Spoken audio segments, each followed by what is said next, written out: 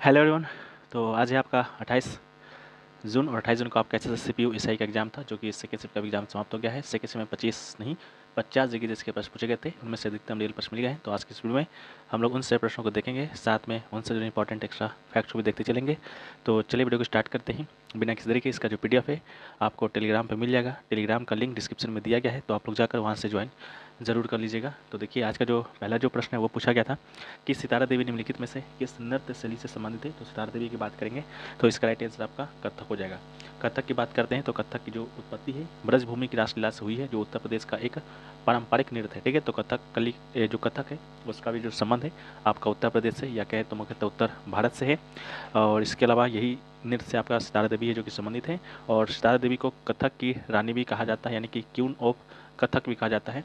इनको queen of Kathak या कथक की रानी कहते हैं आपके रविंद्रनाथ टैगोर। इसको भी आप याद रखिएगा। ठीक है, नेक्स्ट क्वेश्चन देखिए पूछा गया कि निम्नलिखित में से कौन सा शास्त्रीय संगीत के किराने घराने के संस्थापक है, यानी कि किराना घराना का आपसे संस्थापक पूछा गया था। तो इसका राइट आंसर आपका अब्दुल करीम खान इसका राइट आंसर होगा। ठीक है, किराना घराना की बात करते हैं तो इसका नाम कुरुक्षेत्र के निकट किराना के अब्दुल करीम खान के जन्म स्थान से लिया गया है। इसके अलावा गायन की किराना शैली में स्वर का उपयोग विस्तार और कान इसके उपयोग के माध्यम से भावनात्मक मनोदशा बनाने के लिए किया जाता है। संस्थापक की बात करेंगे तो अब्दुल करीम खान, और प्रतिपादक की बात करेंगे जो किराना घराने से संबंधित हैं आपके हीरा भाई बड़ोडेकर हैं, बेगम अख्तर जी हैं, भीमसेन जोशी भी आपके किराना घराना से ही संबंधित हैं, और इसके अलावा गंगूबाई हंगल भी हैं और प्रभा अन्य भी है। ठीक है, इसके अलावा पाटियाला घराना से भी संबंध आपका प्रश्न आया था। तो पाटियाला घराना की बात करते हैं तो पाटियाला घराना हिंदुस्तानी शास्त्रीय संगीत के मुख्य घरानों में से है, जिसका नाम पंजाब के पटियाला शहर के नाम पर रखा गया है। इसके अलावा पटियाला घराना मूल रूप से मियाँ कल्लू के द्वारा स्थापित किया गया। अगर इसका स्थापना पूछा होगा तो इसका राइट आंसर मियाँ कल्लू होगा। यह व्यापक रूप से स्वीकार किया जाता है कि अली बख्श खां और फतेह अली खां, जिन्होंने गायन की पटियाला परंपरा को लोकप्रिय बनाया था। तो में भी आपसे ये क्वेश्चन पूछा गया था कि अली बख्श जो खां है वो कौन से घराने से संबंधित है। तो इसका भी राइट आंसर आपका पटियाला घराना था, जो कि आगे आपको क्वेश्चन है जो कि देखने को मिलेगा। बात की अभी हाल ही में जो आपका एसएससी फेज 12 का जो एग्ज़ाम समाप्त हुआ है, अगर उनमें पूछे गए 300 प्रश्नों का पीडीएफ है जो कि आप लेना चाहते हैं, जो कि आपका विथ एक्स्ट्रा फैक्ट रहेगा, जहाँ से ये अधिकतर प्रश्न आपके सीपीयू एग्जाम में आ रहे हैं और संभवतः आपके सीएसएल एग्जाम में भी यहीं से प्रश्न जो कि देखने को मिलेंगे। तो 2 व्हाट्सएप नंबर दिया गया है, दोनों व्हाट्सएप नंबर में से किसी एक पर संपर्क कर लीजिएगा। साथ में जो एग्जाम में आपके टॉपिक वाइज जो पीडीएफ आ रहे हैं वो आपको फ्री दिया जाएगा, तो आप लोग कॉन्टैक्ट कर सकते हैं।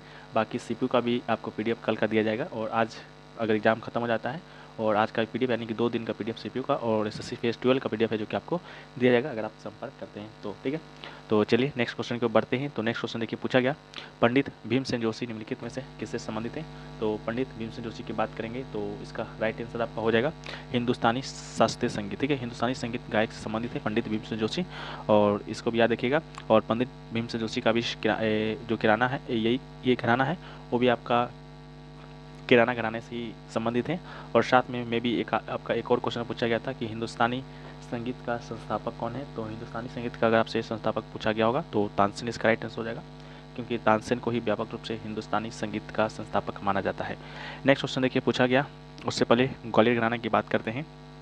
तो इसके संस्थापक आपके नानथन खान हैं, आगरा घराने के संस्थापक हाजी सुजान खान हैं, रंगीला घराना के संस्थापक फयाज खान, इसके अलावा जयपुर अतरौली घराने के संस्थापक अल्लाह दिया खां, और किराना घराने के संस्थापक अब्दुल वाहिद खां हैं। ठीक है, तो इसको भी याद रखिएगा।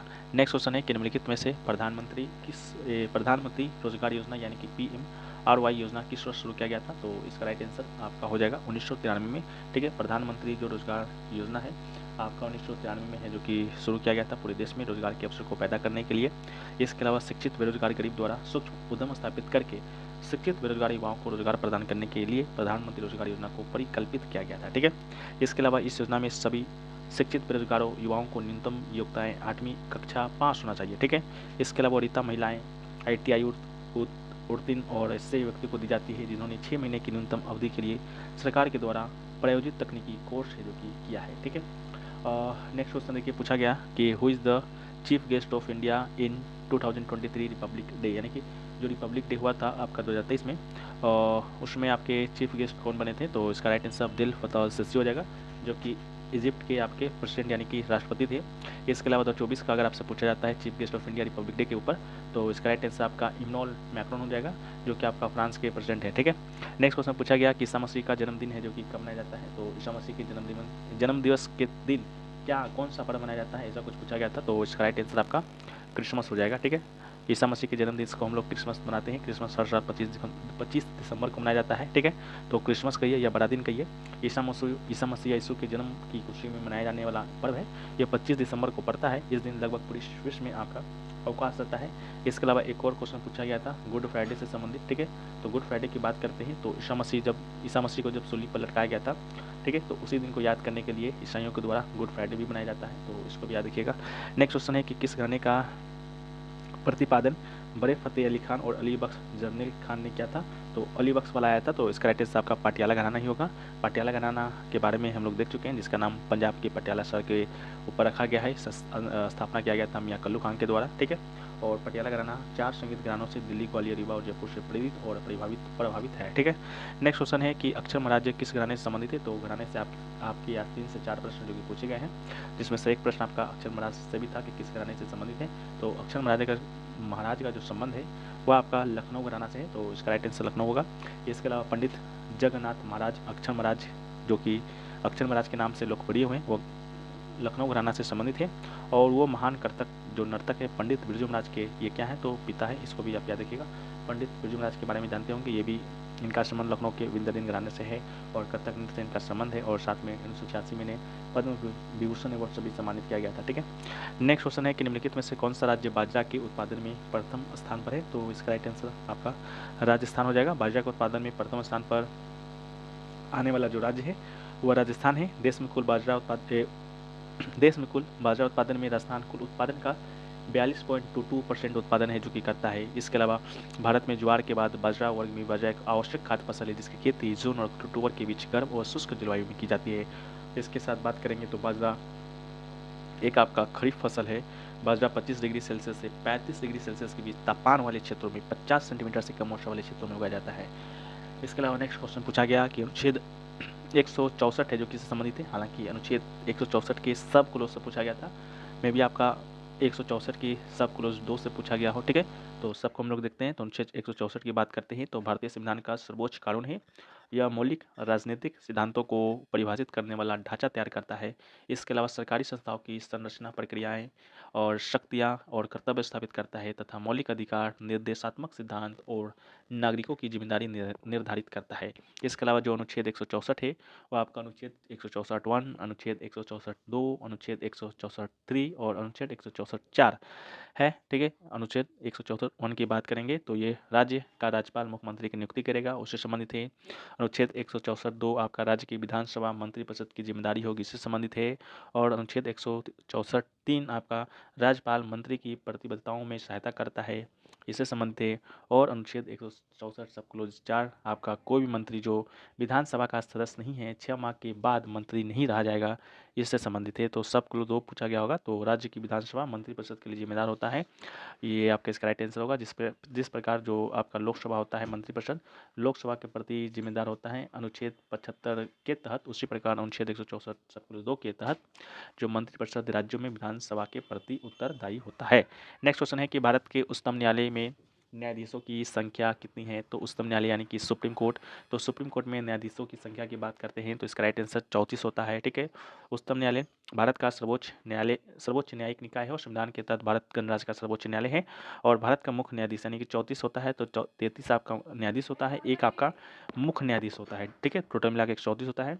और अनुच्छेद 124 है वो उच्चतम न्यायालय की स्थापना करता है, संगठनात्मक ढांचे का प्रावधान भी करता है। इसके अलावा भारत के उच्चतम न्यायालय की स्थापना 1 अक्टूबर 1937 को भारत के संघीय न्यायालय के रूप में किया गया था, यानी कि फेडरल कोर्ट के रूप में किया गया था। तो ये भी प्रश्न आपके सिलेक्शन फेज 12 में बना था कि संघीय न्यायालय की स्थापना किस वर्ष किया गया था। तो आपका 1937 में किया गया था।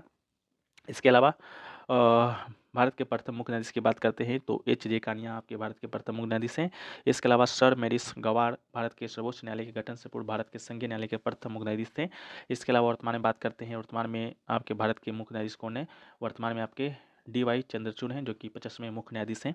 और नेक्स्ट क्वेश्चन पूछा गया कि कृष्णदेवराय ने हम्पी में कृष्ण स्वामी मंदिर बनवाया था और वो इस समय किस राज्य में स्थित है। यानी कि आपसे पूछा गया था कि कृष्णदेवराय के द्वारा कौन सा मंदिर बनाया गया था, तो हम्पी में कृष्ण स्वामी मंदिर बनवाया गया था, जो कि इस समय आपका कर्नाटक राज्य में है। तो कर्नाटक इसका राइट आंसर होगा। और हम्पी की बात करते हैं तो विजयनगर समाज की राजधानी हुआ करती थी। आज भी इस महाच साम्राज्य के अवशेष देखे जा सकते हैं। कृष्णदेवराय ने हम्पी में कृष्णा स्वामी, हजारा रामास्वामी एवं विट्ठल स्वामी मंदिर का भी निर्माण कराया था। ठीक है, तो ऑप्शन के अकॉर्डिंग आपको सही करना था, शायद कृष्ण स्वामी मंदिर हो या हजारा स्वामी मंदिर हो या विट्ठल स्वामी मंदिर हो। ठीक है, नेक्स्ट क्वेश्चन देखिए पूछा गया मार्लियामेंटो सुधार का भारतीय परिषद अधिनियम कब पारित किया गया था, तो इसका राइट आंसर आपका सन 1909 हो जाएगा। ठीक है, भारत सरकार अधिनियम 1909 को ही हम लोग मार्लियामेंटो सुधार अधिनियम के नाम से जानते हैं, क्योंकि इस अधिनियम का जो नाम है वो भारत के राज्य सचिव जॉन मार्ले और उस समय जो भारत के वायसराय हुआ करते थे लॉर्ड मिंटो के नाम पर रखा गया था। और इस अधिनियम के बाद मुसलमानों के लिए एक अलग निर्वाचन क्षेत्र पेश किया गया था। इसके अलावा लॉर्ड जो मिंटो है उसको सांप्रदायिक मतदाता के पिता के रूप में भी जाना जाता है। इसके अलावा एक आपका भारत सरकार अधिनियम 1919 को भी याद रखना है। इसे मॉन्टेग्यू चेम्सफोर्ड सुधार के नाम से जाना जाता है। उस समय जो मॉन्टेग्यू था वो भारत के सचिव पद पर था और जो लॉर्ड चेम्सफोर्ड था वो भारत का वायसराय हुआ करता था। ठीक है, तो इसी को हम लोग भारत शासन अधिनियम 1919 के नाम से जानते हैं, जिसे कि मॉन्टेग्यू चेम्सफोर्ड सुधार अधिनियम भी कहा जाता है।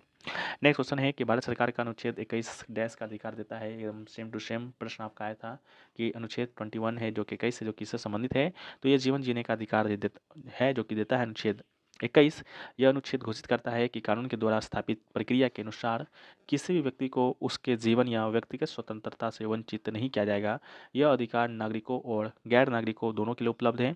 साथ में जीवन का यह अधिकार केवल जानवरों के अस्तित्व या जीवित रहने तक सीमित नहीं है, बल्कि इसमें मानवीय गरिमा के साथ जीने का अधिकार है और जीवन के वो सभी पहलू शामिल हैं जो मनुष्य के जीवन को सार्थक, पूर्ण और जीने लायक बनाते हैं। नेक्स्ट क्वेश्चन पूछा गया हर्ष चरित्र पुस्तक है किसके द्वारा लिखा गया है, तो हर्ष चरित्र पुस्तक की बात करते हैं तो हर्ष चरित्र जो पुस्तक है वानवट के द्वारा लिखा गया है, तो इसका राइट आंसर आपका वानवट होगा। ये जो हर्ष चरित्र जो पुस्तक है ये राजा हर्षवर्धन की जीवनी है इसमें, और वानवट है जो कि आपका राजा हर्षवर्धन का दरबारी कवि हुआ करता था, उसी के द्वारा ये पुस्तक है जो कि लिखा गया है। इसके अलावा अगर आपसे इसका लैंग्वेज पूछेगा तो इसका राइट आंसर संस्कृत हो जाएगा। और जो वानवट है विश्व का सबसे पुराना जो उपन्यास है कदम्बरी, उसके भी लेखक है। ठीक है, तो कदम्बरी भी लेखक आपके वानभट्ट ही है। और नेक्स्ट क्वेश्चन पूछा गया कि संविधान का अनुच्छेद 169 यानी कि 169 निम्नलिखित में से किससे संबंधित है, तो 169 जो आपका अनुच्छेद है वो राज्य विधान परिषद के उन्मूलन और सृजन से संबंधित है। ठीक है, तो इसको भी देखिएगा, राज्य की विधायिका जो होती है विधायिका की द्विसदनीय प्रणाली पर आधारित है भारत की विधायिका। ठीक है, जैसा कि संसद, लोकसभा, राज्यसभा, उसी प्रकार राज्यों में भी आपका राज्य विधान परिषद और राज्य विधानसभा होता है। ठीक है, तो अनुच्छेद 169 के अनुसार राज्यों में विधानसभा के अतिरिक्त एक विधान परिषद भी हो सकती है, जिस प्रकार संसद के 2 सदन होते हैं। अभी वर्तमान में विधान परिषद की संख्या पूरे भारत में 6 है। आंध्र प्रदेश से, तेलंगाना है, उत्तर प्रदेश से, बिहार है, महाराष्ट्र, कर्नाटक है। ठीक है, इसके अलावा भारत के संविधान का अनुच्छेद 169 राज्यों में विधान परिषद के उन्मूलन या निर्माण का प्रावधान करता है। वहीं पर अनुच्छेद 168 की बात करते हैं तो अनुच्छेद 168 राज्यों में विधान मंडलों का गठन करता है। ठीक है, प्रत्येक राज्य में एक विधानमंडल होगा जो राज्यपाल और 2 सदन से बना होगा। 2 सदन करने का मतलब है विधानसभा विधान परिषद से बना होगा। और अनुच्छेद 170 की बात करते हैं तो ये आपका विधानसभाओं की संरचना से संबंधित है। और अनुच्छेद 333 के नियम के अनुसार प्रत्येक राज्य की जो विधायी शक्ति में 500 से अधिक और 60 से कम व्यक्ति नहीं होना चाहिए जो शहर के भीतर भौगोलिक निर्वाचन क्षेत्रों से सीधे चुने जाएंगे। ठीक है, नेक्स्ट क्वेश्चन पूछा गया कि मल्लिका साराभाई डैश के लिए जानी जाने वाली सबसे प्रसिद्ध भारतीय नृत्यांगना है, तो मल्लिका साराभाई की बात करते हैं तो आपके ऑप्शन में कुचिपुड़ी दिया गया था जो कि राइट आंसर है। कुचिपुड़ी के साथ साथ ये इनका संबंध भरतनाट्यम शास्त्र नृत्य से भी है। ठीक है, तो मल्लिका साराभाई एक कुशल कुचिपुड़ी, भरतनाट्यम नृत्यांगना और कलाकार हैं जिन्होंने सामाजिक परिवर्तन के लिए कला का उपयोग करने में विशेषज्ञता हासिल की है। ठीक है, इसके अलावा जो दर्पण एकेडमी ऑफ परफॉर्मिंग आर्ट्स हैं उसके भी संस्थापक हैं मृणालिनी साराभाई, तो इसको भी याद रखना है। नेक्स्ट क्वेश्चन है कि मनरेगा योजना कब पारित किया गया था, तो मनरेगा योजना की बात करेंगे तो ये 2005 में पारित किया गया था। हाँ, जब पारित किया गया था उस समय इसका नाम नरेगा था, लेकिन 2 अक्टूबर 2019 को नरेगा में ही महात्मा गांधी जी का नाम जोड़कर इस योजना का नाम मनरेगा कर दिया गया था, जो कि आपका रोजगार गारंटी अधिनियम है। इसके तहत इसका जो उद्देश्य है कि ग्रामीण परिवारों को प्रति वर्ष 100 दिनों की मजदूरी रोजगार की गारंटी देना है। नेक्स्ट क्वेश्चन है कि नीरज चोपड़ा कितना मीटर भाला फेंक कर ओलंपिक 2020 में गोल्ड मेडल जीता था, तो इसका राइट आंसर आपका 87.58 होगा। नीरज चोपड़ा ने 87.58 मीटर की दूरी तय करके ओलंपिक में स्वर्ण पदक है जो कि जीता है। और इसके अलावा चेक गणराज्य के जैकब वर्ल्डलेस ने रजत और चेक गणराज्य के ही विटेस्लाव वेस्ली ने कांस्य पदक जीतकर पोडियम स्थान हासिल किया था। इसके अलावा जो नीरज चोपड़ा है, अभिनव बिंद्रा के बाद ओलंपिक चैंपियन बनने वाले केवल दूसरे व्यक्तिगत भारतीय एथलीट है। इसके अलावा भारत की बात करते हैं टोक्यो ओलंपिक 2020 की, तो 2020 में टोटल 7 पदक अपने नाम किया था, जिसमें से 1 स्वर्ण पदक था, 2 रजत था और आपका 4 कांस्य पदक था। ठीक है। इसके अलावा नीरज चोपड़ा ने भाला फेंक स्पर्धा में स्वर्ण पदक जीता है। इसके अलावा पुरुष की कुश्ती 57 केजी वर्ग में रवि कुमार दहिया ने रजत पदक जीता है। और मीराबाई चानू ने महिला कुश्ती में 49 किलोग्राम में रजत पदक जीता। इसके अलावा पीवी सिंधु ने महिला एकल बैडमिंटन में कांस्य पदक जीता। इसके अलावा लवलीना बोर्गोहेन जो थी महिला वेल्टर वेट बॉक्सिंग वर्ग में कांस्य पदक है जो कि जीती हैं। इसके अलावा भारतीय पुरुष हॉकी टीम ने भी कांस्य पदक जीता था। और बजरंग पुनिया ने भी पुरुष की कुश्ती 65 केजी वर्ग में कांस्य पदक जीता है। तो यहाँ से भी एक प्रश्न आपका आया था कि 2020 में बॉक्सिंग के क्षेत्र में जो आपका ओलंपिक हुआ था उसमें किसने कांस्य पदक जीता है, तो इसका राइट आंसर बजरंग पुनिया था। ठीक है। यहाँ नेक्स्ट क्वेश्चन पूछा गया था कि सिंधु नदी की सहायक नदियाँ कौन सी हैं। सहायक नदी का नाम आपसे पूछा गया था, जिसका राइट आंसर आपका श्योक नदी था जो कि ऑप्शन में था, तो इसका राइट आंसर हो जाएगा। इसके अलावा सिंधु नदी की बात करते हैं तो एशिया की सबसे लंबी नदियों में से एक है। यह भारतीय राज्य जम्मू कश्मीर, चीन और पाकिस्तान से होकर बहती है। इसके अलावा सिंधु नदी की प्रमुख सहायक नदी झेलम है, चिनाब है, रावी है, व्यास है, सतलज है, लेकिन आपके ऑप्शन में श्योक दिया गया था जो भी आपका सिंधु नदी का ही सहायक नदी है। इसके अलावा सिंधु नदी मानसरोवर जिले के पास कैलाश पर्वत में तिब्बत से निकलती है और अरब सागर में जाकर मिल जाती है। इस नदी की कुल लंबाई की बात करते हैं तो कुल लंबाई आपका 3180 किलोमीटर है। यहाँ पर आप लोग देख सकते हैं ये आपका अरेबियन सी है यानी कि अरब सागर है। ये जो आपका सिंधु नदी है ये दोस्तों आपका आकर यहाँ पर मिल रहा है। और यहाँ पर जो आप श्योक नदी देख रहे हैं ये भी आपका सिंधु नदी का ही सहायक नदी है। ठीक है। इसके अलावा आपका सतलज है, रावी है, चिनाब है, झेलम है। ठीक है। ये सभी नदियाँ भी आपका सिंधु नदी का ही सहायक नदी है। ठीक है।